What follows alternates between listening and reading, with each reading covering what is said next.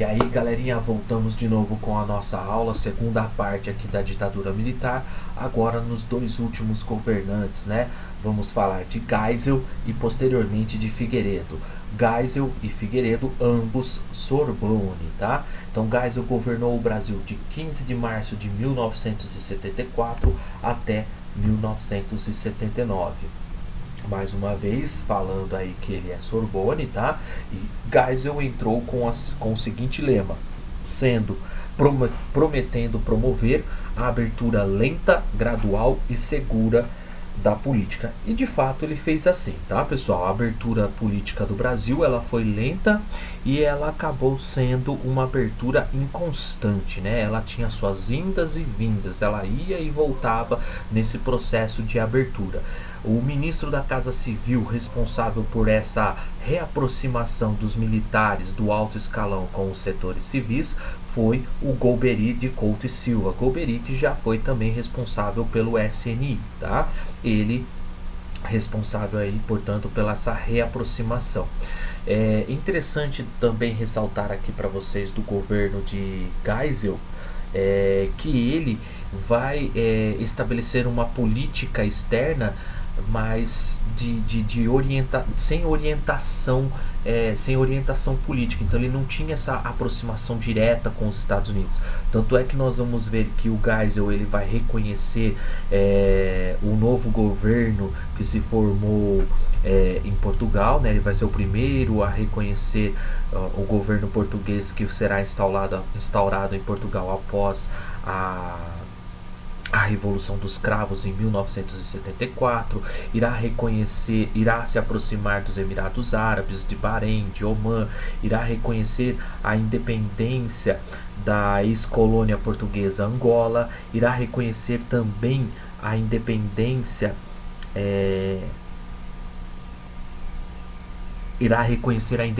de Guiné-Bissau, tá? E também irá reaproximar da República Popular da China em 1975. Então vejam que é um governante Sorbonne.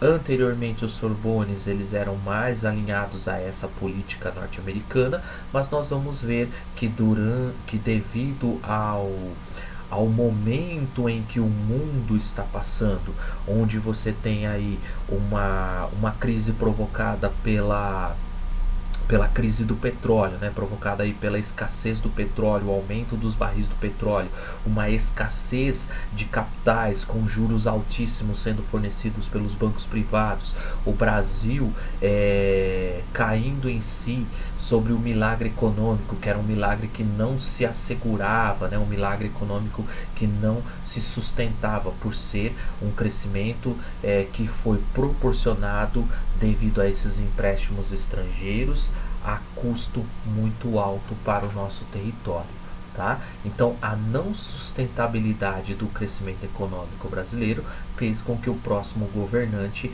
ele adotasse uma linha política diferente de seus antecessores.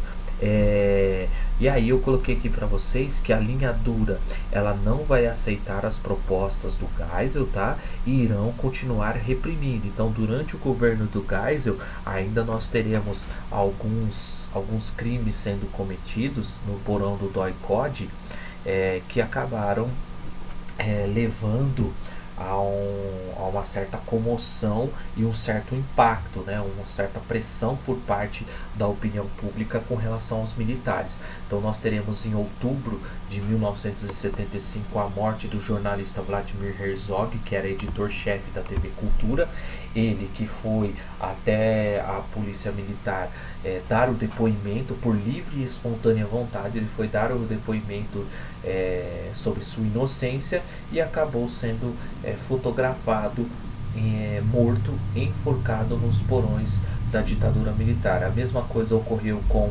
o operário Manuel Filho em janeiro de 76. A mesma situação também ocorre com o padre Hipólito, né? E assim nós teremos o cardeal e o arcebispo de São Paulo Evaristo Arnes e o rabino Henri Sobel se unindo para juntos criticarem a ditadura militar. A pressão da opinião pública fez com que o Geisel demitisse Eduardo Dávila Filho, que era o comandante do Segundo Exército, mas logo em seguida, em 1976, em julho de 1976, após dar esse processo de abertura política, ele vai promulgar. Vejam que nós estamos falando aqui de um processo de abertura política, tá, pessoal? Então, em 76, nós teremos a promulgação da Lei Falcão. Essa Lei Falcão, ela limitava a propaganda política. A exemplo do que ocorre com aqueles candidatos que não têm espaço eleitoral e aí passa só falando o nome dele e o número dele. Ok? Então essa foi a Lei Falcão. A Lei Falcão, ela proibia com que os candidatos, veja, há uma abertura, mas uma abertura, né, cerceada. Então você tem aqui a oposição podendo se candidatar, podendo se divulgar, mas ele não podia falar a sua proposta. Era dessa forma que eles poderiam fazer a sua candidatura. E aí, em abril de 1977, nós vamos ter, diante do crescimento da oposição, nós teremos o Geisel lançando o pacote de abril, que são o pacote dos famosos óleos biônicos, né? Porque em 77 há uma derrota em algumas cidades, e aí, conforme essa derrota ocorreu, como resposta ao Geisel, ele demite o ministro do Comércio e da Indústria, o Severo Gomes, cassou o mandato de alguns deputados. Junto com isso, cresce movimentos de oposição que antes eram feitos somente por guerrilhas armadas. Agora nós temos movimentos estudantis sendo liderados aí pela UNE. Agora nós temos também os advogados, através da Ordem dos Advogados, né, a OAB, a CNBB, que é o Conselho Nacional dos Bispos do Brasil, a ABI, que é a Associação Brasileira de Informação. Todos eles começam a questionar a ditadura militar e passam a pedir anistia ampla, geral e restrita. Diante da derrota em algumas cidades por parte da ditadura, né, dos militares, nós teremos o pacote de abril sendo lançado, o fechamento do Congresso, uma emenda parlamentar, ou seja, na época eram emendas, atos adicionais. Um ato adicional é criado, o mandato à presidência da República ele foi ampliado para 6 anos e houve a criação dos senadores biônicos, ou seja, metade da casa deveria ser composta por esses senadores indicados pelos militares. Então, esses senadores biônicos foram senadores que foram indicados indiretamente, né? Então, eles foram eleitos indiretamente pelos militares. Dessa forma, você tem o controle sobre esse colégio eleitoral, tá? Em 1978, nós vamos ter, em outubro de 1978, nós vamos ter o ato adicional sendo extinto. Porém, entretanto, todavia, vale ressaltar a vocês que a Constituição de 67, que foi ampliada através do ato adicional e da emenda constitucional número 1 lá de 69, por mais que o ato institucional fosse excluído, né, ele fosse extinto, ainda assim a Constituição ela permitia que o presidente da República ele promovesse alguns atos que estavam dentro do ato institucional número 5, que já foi trabalhado com vocês anteriormente, tá, pessoal?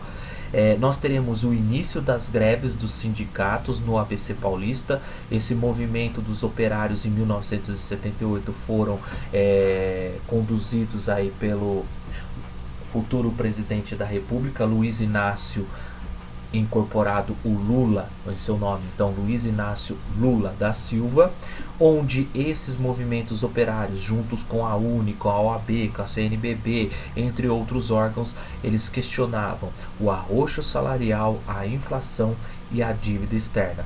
Em especial, o arroxo salarial, inflação e dívida externa eram os questionamentos dos operários, porque esse salário deles estava sendo corroído pela inflação.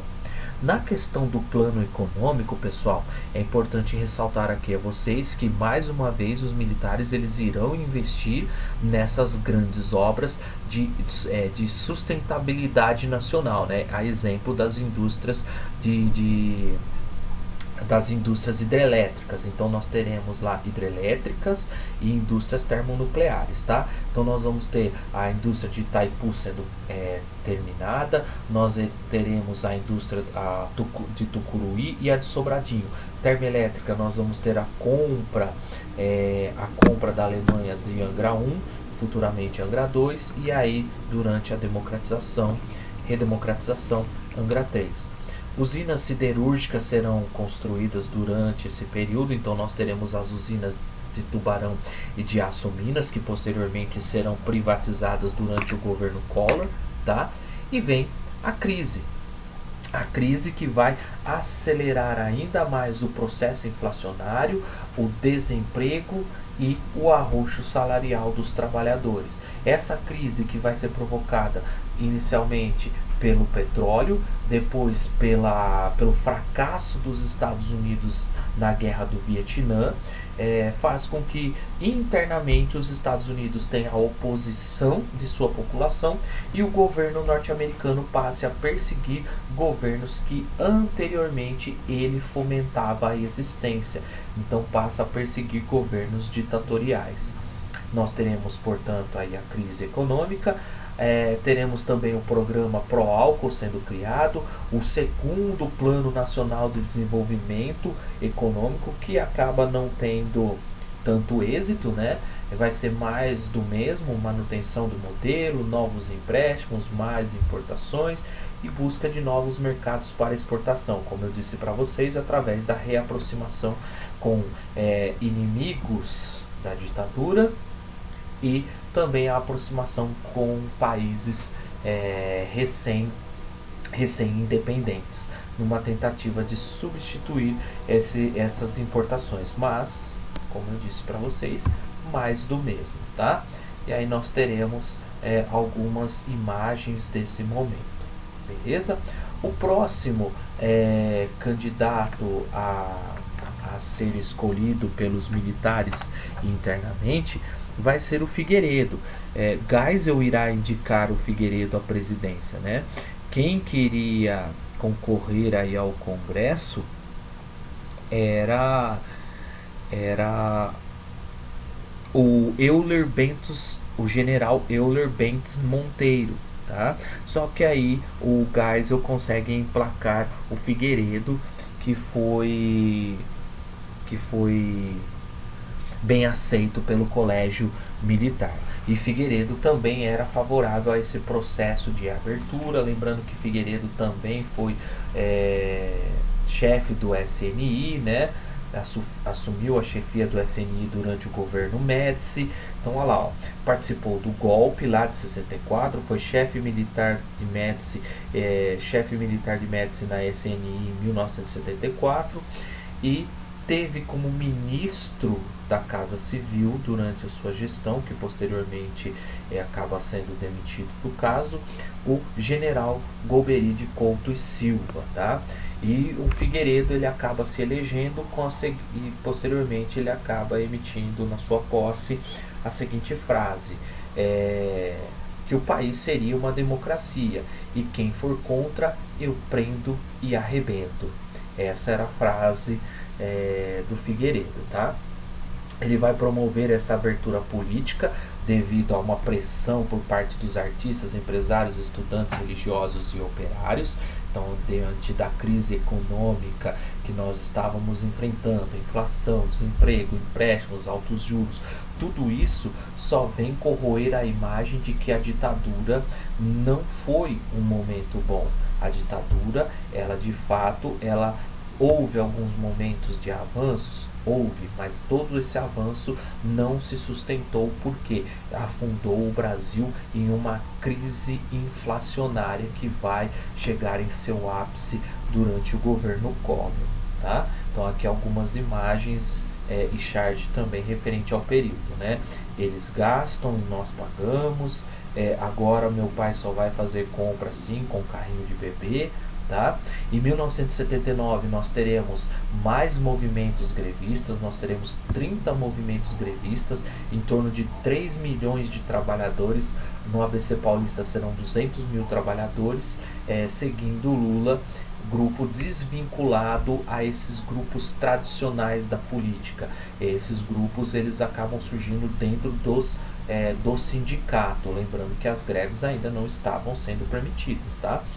São 20 greves em escolas públicas, em torno de 800 mil professores vão parar. Na Bahia nós teremos a reorganização da Uni, a circulação dos jornais nanicos, eles vão acabar fazendo esse abrandamento da censura, né? Eles que vão criticar o governo.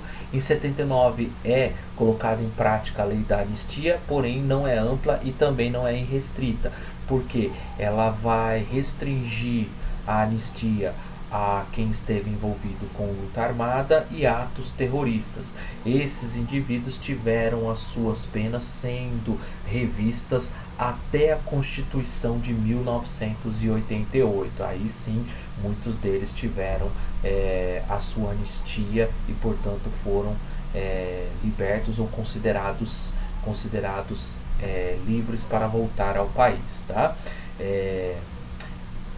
É interessante aqui que a anistia ela foi dada, só para a gente comentar aqui, pessoal, que essa anistia ela foi dada para os militares envolvidos em torturas, mas não foi dado aos civis que acabaram pegando em armas para lutar contra esses militares, tá? Então nós temos com a lei da anistia o retorno de muitos exilados políticos, intelectuais, artistas e militantes. Nós vamos ter os ex-governadores Miguel Arraes, Brizola o Miguel Arraes, o Brizola voltando para o Brasil, né? E também o líder comunista, o Luiz Carlos Prestes. Em dezembro de 79, então veja que foi uma sucessão de fatos. Em dezembro de 79 é permitido o pluripartidarismo. A partir daí nós teremos a extinção da Arena e do MDB e o surgimento de novos partidos políticos. Quem era da Arena ou foi para novos partidos que se formaram, mas a maioria permaneceu no PDS, entre eles Paulo Maluf, né? Participaram aqui, continuaram aqui como partido que surge da Arena. Do MDB surgem novos partidos, surge o PMDB, surge o Partido Popular, que foi fundado pelo Tancredo Neves, o MDB que foi fundado aí pelo Ulisses Guimarães, o PDT que foi fundado pelo Leonel Brizola e o PTB que foi fundado por Ivete Vargas, sobrinha neta de Getúlio Vargas. E o PT, como eu havia comentado aqui com vocês, né, o PT ele surge de lideranças intelectuais e sindicais. Entre os seus fundadores está o Luiz Inácio Lula da Silva. Por isso a imagem do partido sendo muito vinculada a ele. Ok, pessoal? E assim nós teremos, portanto, o pluripartidarismo e o surgimento de novos partidos. Em 1980 nós teremos 200 greves em todo o país. O Lula ele vai liderar aí em torno de 400 mil grevistas lá no ABC Paulista e é preso por 31 dias em abril de 1980. Em 1981, em abril de 1981, precisamente dia 30, nós teremos o atentado na Rio Centro. Esse atentado na Rio Centro vai ser uma reação da linha dura a esse processo de abertura política, onde eles vão promover atentados contra sedes governamentais, contra revistas, contra a OAB, e também promoveram esse atentado na Rio Centro, que contava com aproximadamente 20 mil pessoas que estavam ali para assistir um espetáculo de artistas populares, tá?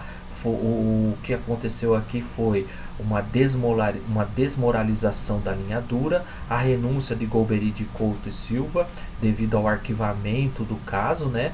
Porque esses militares eles estavam ali para detonar bombas e colocar a culpa na esquerda. Depois de muito tempo, após o caso ser investigado, chegou-se à conclusão de que esses militares estavam ali colocando a bomba nesse evento, e em outros lugares também foram colocados por militares contrários à reabertura política. Fato é que foi encontrado uma bomba na caixa de energia lá na Rio Centro, e a outra estourou no colo do militar que estava ali preparando a mesma para detonar no espetáculo, e causou a renúncia de Golbery Couto. Em 1982 nós teremos as eleições diretas para governador, vitória de oposicionistas em 10 estados, entre eles São Paulo, Rio de Janeiro e Minas Gerais. Em 84, em março de 84, o Dante de Oliveira ele vai promover a emenda que ficou conhecida com o seu nome, a emenda Dante Oliveira, que pedia as eleições diretas para presidente. Por mais que houve uma mobilização nacional com a campanha das diretas já, o Congresso Nacional ele acabou vetando a emenda Dante de Oliveira, que pedia as diretas já, por 22 votos, e as eleições seguiram de forma indireta, levando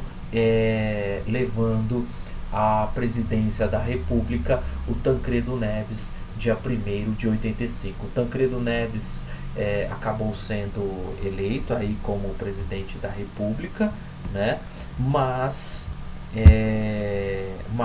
ficou enfermo antes mesmo de assumir o controle do país, e quem assumiu foi o José Sarney, um dissidente do partido da Arena, né? O Sarney que conseguiu reunir aí uma grande parcela de votos dentro do Congresso Nacional para que o Tancredo Neves chegasse ao poder junto consigo. E aí, em 1º de abril sendo escolhido essa chapa, Tancredo Neves ele vai morrer em abril. Em janeiro nós vamos ter essa chapa sendo escolhido. Em abril o Tancredo Neves ele vem a falecer por complicações, e José Sarney assume interinamente o poder do Brasil e acaba continuando no poder graças a uma articulação feita no Congresso Nacional por Ulisses Guimarães, que acreditava que pairava no ar a volta, ou a qualquer momento poderia voltar a ditadura, os militares no poder. Então era necessário agir rapidamente para que a ditadura não voltasse a controlar, os militares não voltassem a controlar o país. Assim, turminha, terminamos, portanto, ditadura militar. Alguns fatos mais importantes desse período foram citados aqui para vocês. Espero que todos aproveitem com muito gosto esses vídeos que nós estamos preparando para vocês, que eu estou preparando especialmente na história do Brasil, e aguardo vocês no próximo vídeo, que será da redemocratização. Beijão, pessoal. Tchau, tchau.